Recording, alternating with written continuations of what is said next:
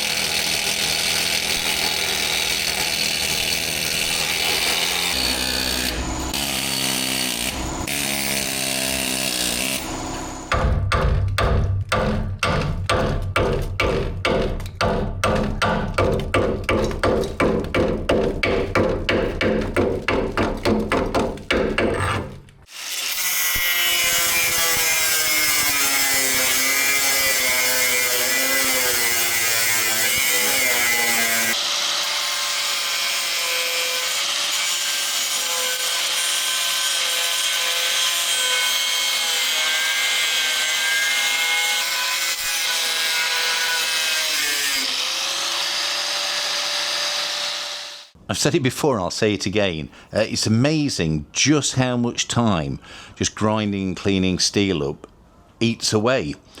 We get in there bit by bit, but I spent a whole day on that yesterday and it's another day. But we'll get back to it. We're getting closer and closer now to starting to rebuild everything. After cleaning this back end up, it's become obvious that this is U-section. I wasn't sure whether it was actually solid or not. It's been really well welded because there's been no water ingress at all into the inside of here, and we need to keep it that way. It's in perfect order. Now, there is a little bit of a problem because it looks to me like the plate, the bottom of the boat, which follows the bottom of here, these ribs, comes down here and meets in the middle. So you've got a plate each way. And then this flat bar that's on the top looks to me like it was added afterwards, welded on the top. So I've got a quandary. It's I can either cut the flat bar out and start replacing that in sections after we've put the bottom in, or leave the flat bar in, grind and clean this up, and then weld the bottom of the hull to the flat bar. And I think I'm going to go with that option because I can do this side first and then we can do that side. This is relatively well protected because there'll be a weld onto the flat bar, but then there'll also be a weld onto the U-section. So you've got two welds preventing water from coming inside the boat. So I think that's the way that I'm going to go. I've got to carry on cleaning up because, as you can see here, there's the original plate, which we've kind of got to gradually get out. It does take a lot of work and a lot of effort, but it's therapeutic. I'm enjoying it.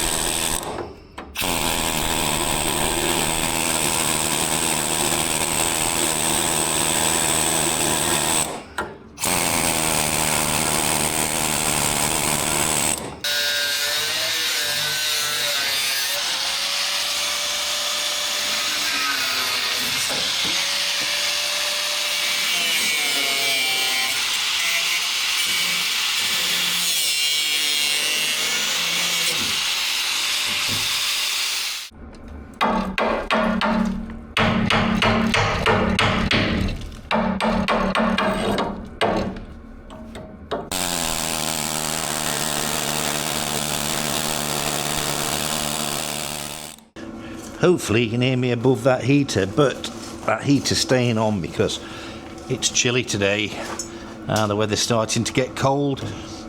You'll see here I've just lopped this off quite roughly.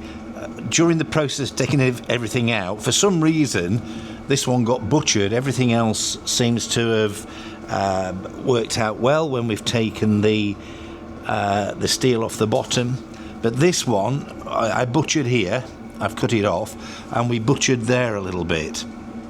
But it doesn't matter, I've got more of this T-section, and all these need to be longer anyway. And I'll show you why. So about here, if you can see this H-shaped profile, this is the edge of the boat. About here was the original stern before this boat was extended, and we believe it was extended at factory, but we're not sure.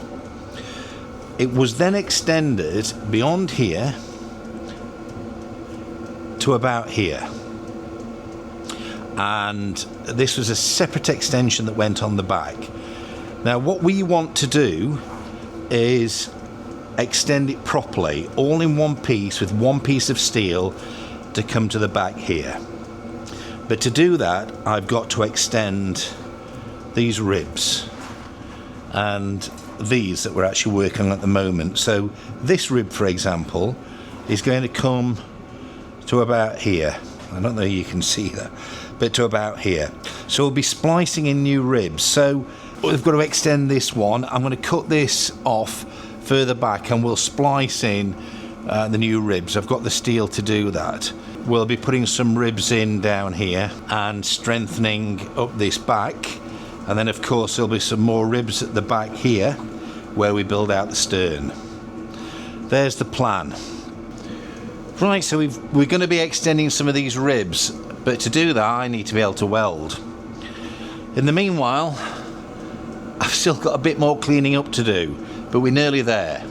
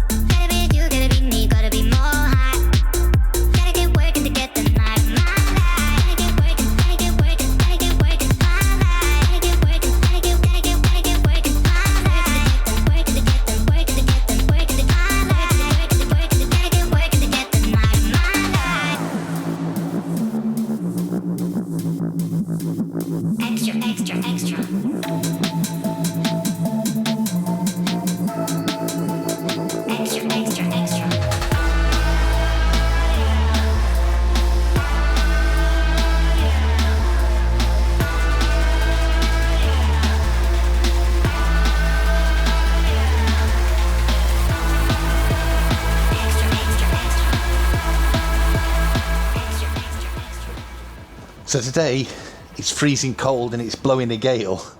They've got some finishing off to do in the back before we start doing some ultrasounding of the side, just to see how thin that's got. But in the meanwhile, I need to get some heat on in here.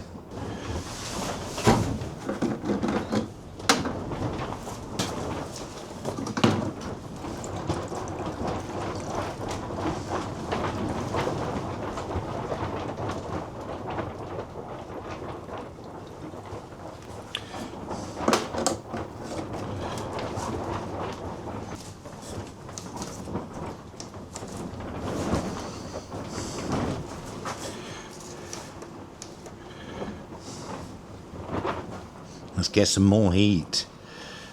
It's blowing a hoolie out there. The heater's on. I've got another job to do.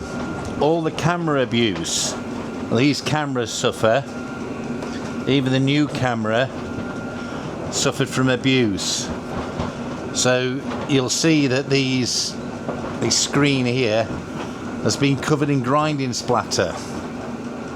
So luckily, look at this one.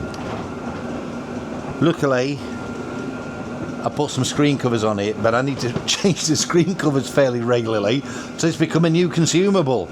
Anyway, let's just change the screen cover on the abused camera.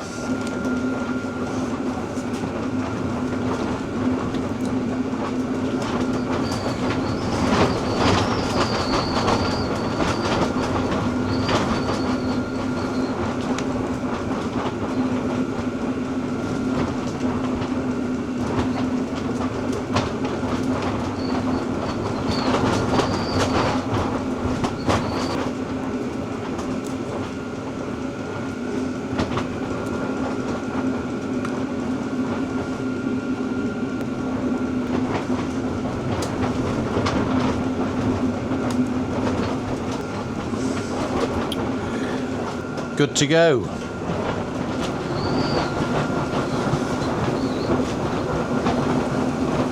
Do you think he's going to last?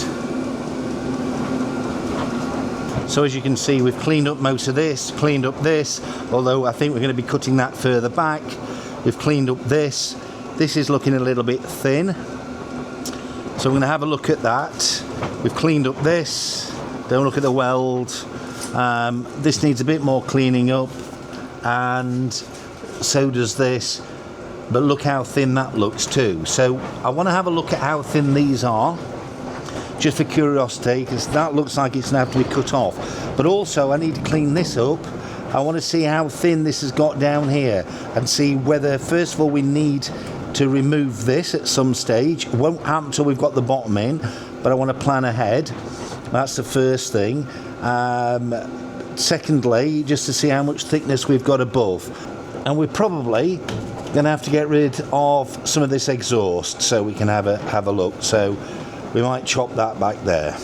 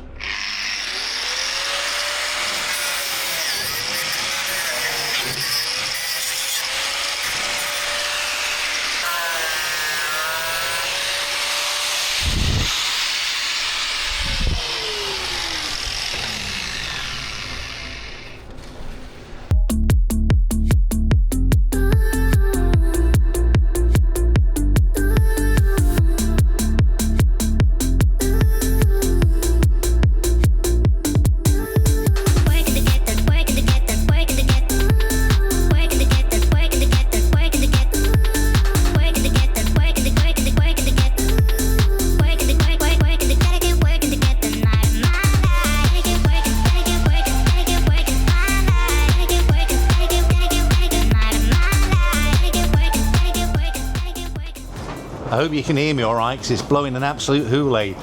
Anyway, now it's time. I want to do some ultrasounding of part of the side of the hull, particularly where the steel's good, and compare it to where the steel's bad.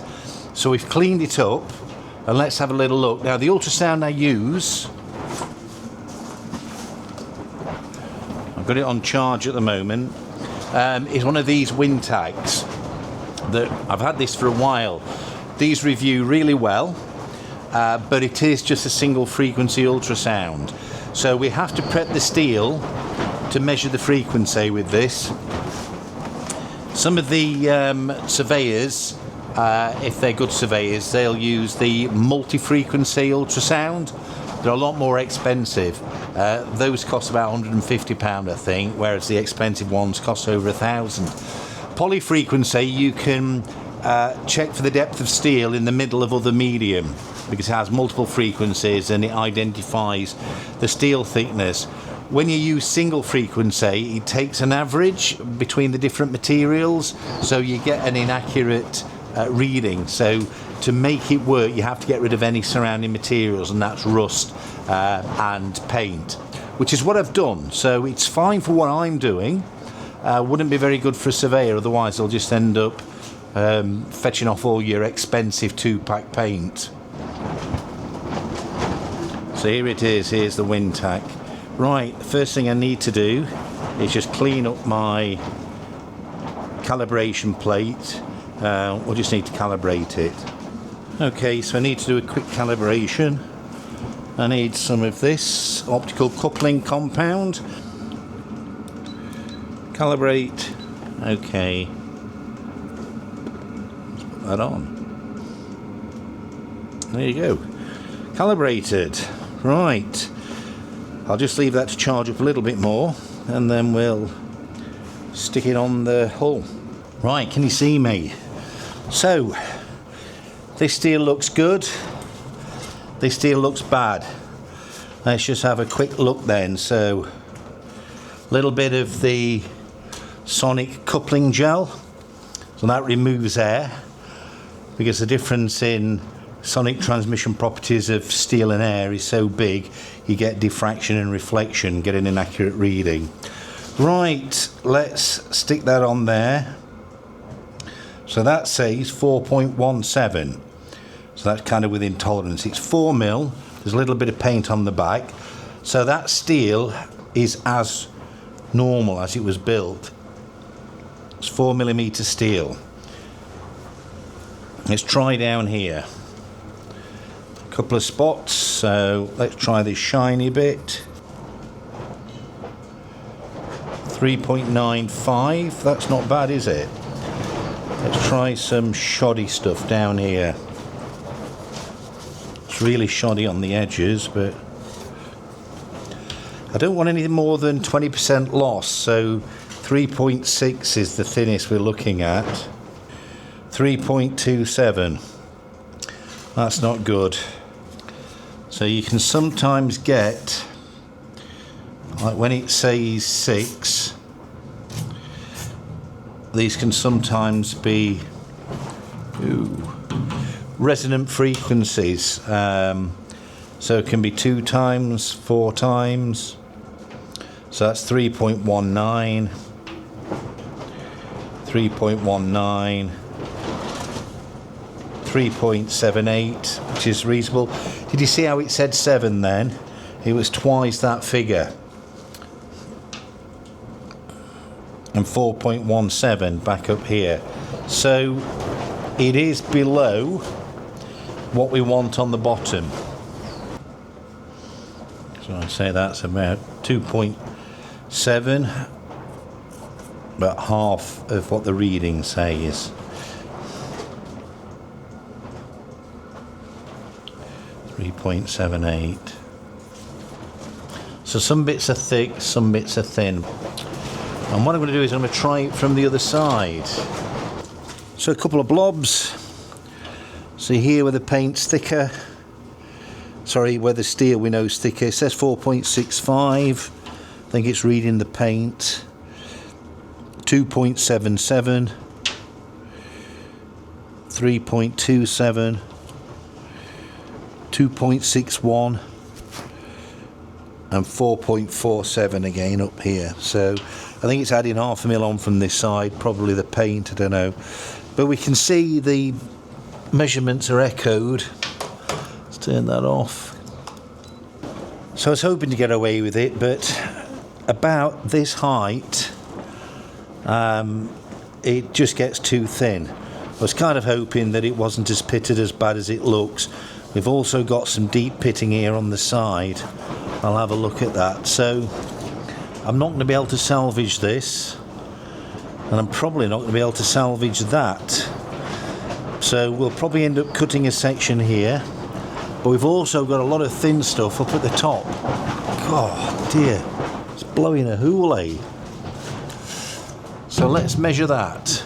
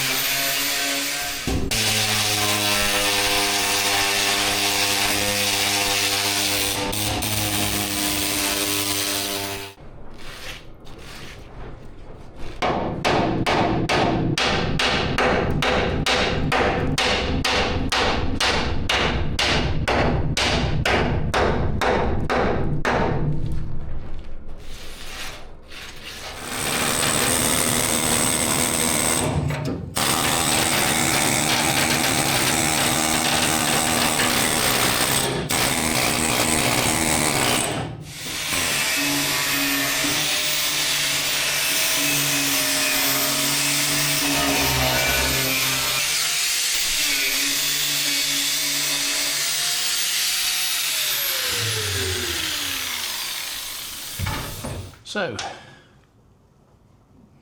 4.12, which is what I expected. This steel's quite good. 3.86, a bit less than expected, getting a bit pitted down here. 4.17, 4.12. So it looks to me that this steel here that's corroded, where condensation's gathered on here, that's still within thickness. All right, so it's might have a little pitted and corroded, but they're not very deep pits. So the good news is the steel there is salvageable, but we can probably see here it's unlikely to be. So let's have a look. So if we go to the good steel here at the top, okay, 4.12.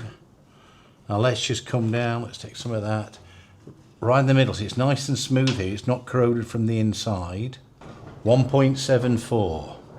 So 7.2, I had to take that as 3.6. Let's have a, get a bit more gobbo on it.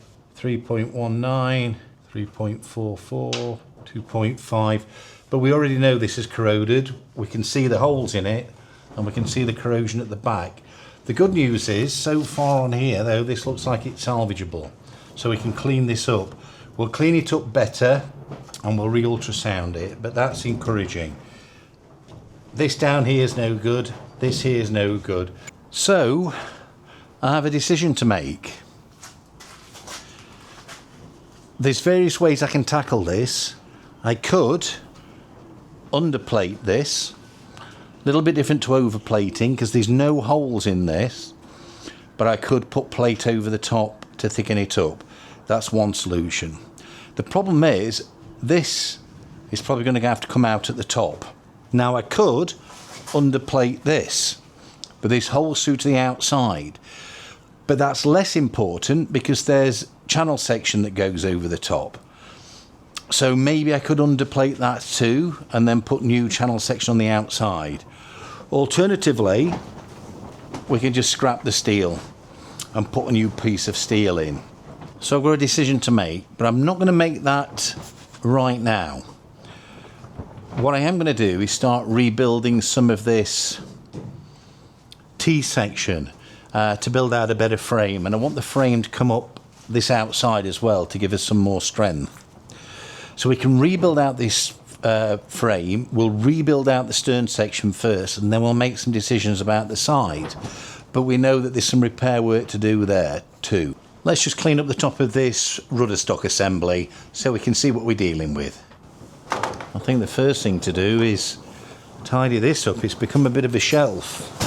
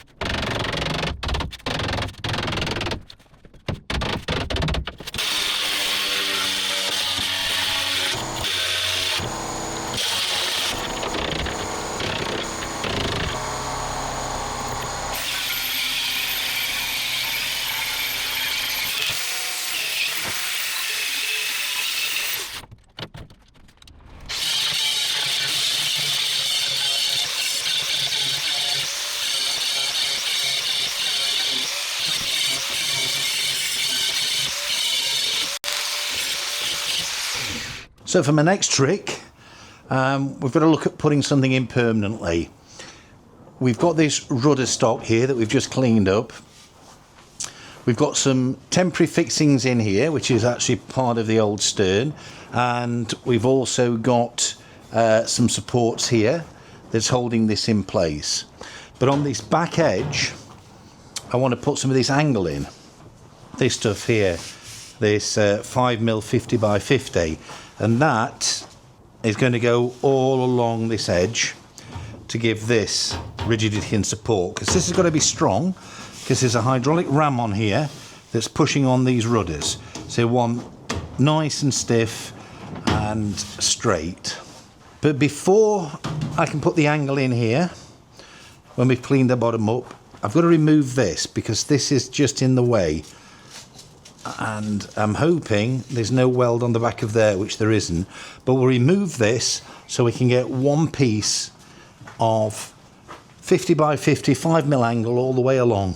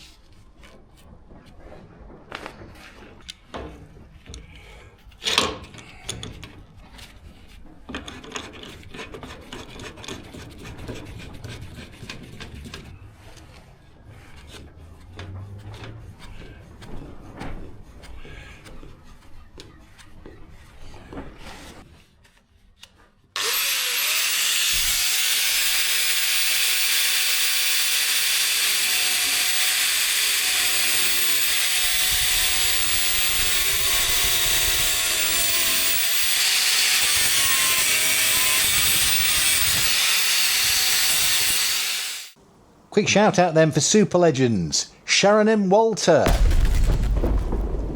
Thank you. Cyberboy. Super legend, thank you. Right, we're all clamped in ready. Ready to go. Nice bit of angle iron in there.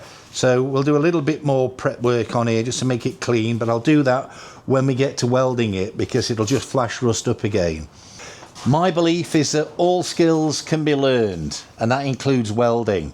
But just to give me a little bit of a leg up, I've got a friend coming to visit next week and is going to give me a little bit of MIG tuition.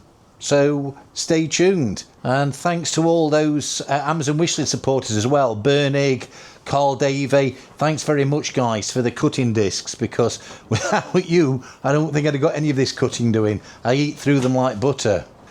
Right, don't forget, if you've been enjoying these videos, please do give us a thumbs up. Hit that subscribe button.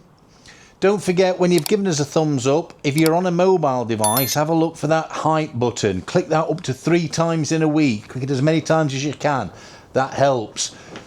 To each and every one of you, thank you very much for watching and supporting us. Until next week, bye for now. Say you love me, say you don't.